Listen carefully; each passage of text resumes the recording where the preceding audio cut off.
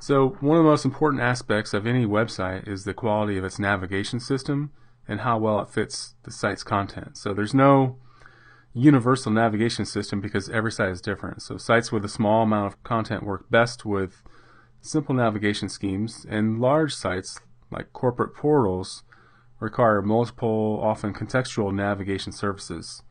A good web platform must provide flexibility in navigation to address a wide variety of scenarios.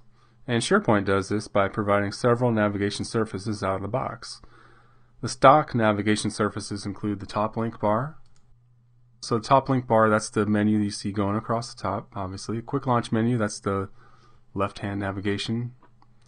And then there's the breadcrumb, the ribbon, and page content.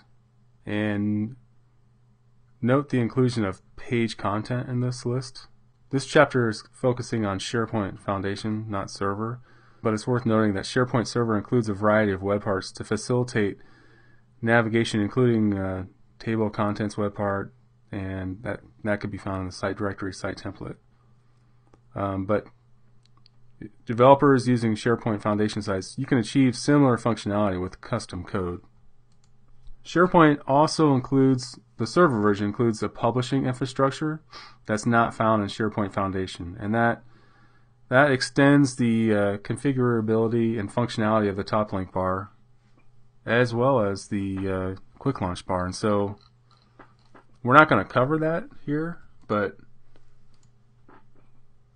basically it's the reason why that happens is because SharePoint is ASP.NET, and ASP.NET has a pluggable provider model for navigation data sources.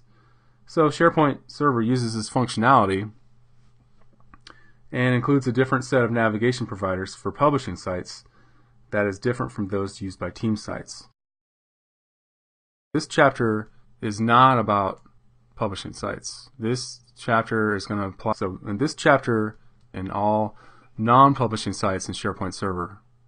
One of the biggest advances in SharePoint 2013 for navigation was using the managed term store to store the navigation. So there is actually the publishing provider allows you to switch the data source for your menu systems from just using a regular standard quick launch or top link bar, or you can use the metadata store. So if you just use the top link bar or the quick launch, those are actually lists inside SharePoint. But if you use the metadata term store, you can connect to a metadata term store, and it'll read the items from it'll read the term sets inside the term store, and it gives you lots of other functionality. We're not going to cover that in this chapter. We're just going to look at SharePoint Foundation. But most of what we're going to be covering here, it's still going to apply to publishing.